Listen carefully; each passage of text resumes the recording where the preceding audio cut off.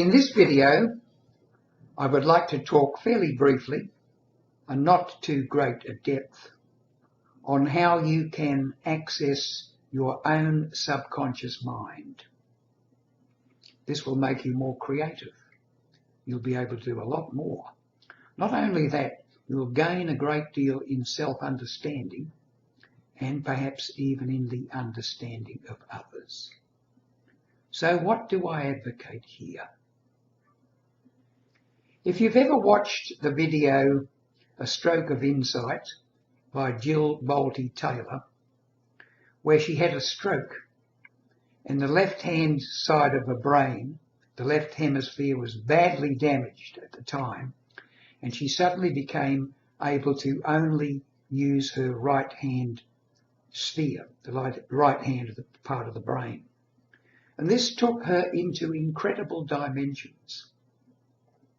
Now, you don't have to have a stroke to be able to access in a very deep way your own right-hand hemisphere of your brain. And this is the part of the brain which is linked to what I would call the universal field. And how can you do it? One way is to get into the habit of using your non-dominant hand. Your non-dominant hand. So if you're used to doing nearly everything with your right hand and using your left hand virtually as a clip to hold things, which most people do, you'll find that your left hemisphere has become very developed, whereas your right hemisphere has not. Because as we know, there's a crossover. Your right part of your body is controlled by the left hemisphere, and the left hemisphere, or left-hand side of your body, is controlled to a great degree by the right hemisphere of your brain. If you want to bring these into balance, use your non-dominant hand. Get into the habit of little things. For example, and it becomes awkward at first, cleaning your teeth with your left hand, the toothbrush in your left hand. You don't have to do that all the time, but perhaps once a day in the morning.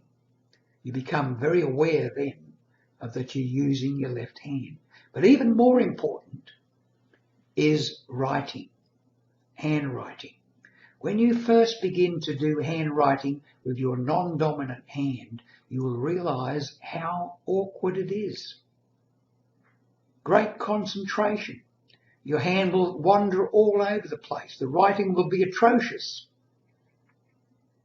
But if you keep it up, just 10 minutes, 15 minutes every day, just for a few weeks, before you know it, that left-hand handwriting will become legible. You'll be able to read it.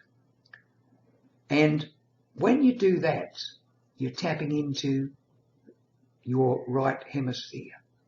Your right hemisphere is that which is linked to the greater universe. The left hemisphere is the I am which you feel you are, contained in your mind and body. But your right hemisphere is different again. Just try it for a while. See how you go. See how your creativity improves. And see how, just by doing this, you can hold a conversation with yourself, with a deeper part of yourself, by asking questions with a pen held in your right hand, waiting for the answers to come through your left hand. Don't expect answers straight away, but they will come. This is one way to increase your creativity tenfold, at least tenfold. Try it. Give it a go. Be patient, allow the time, and the skill to use your left hand, your non-dominant hand, will really increase. And so will your self-understanding. You'll begin to realize what and who you really are.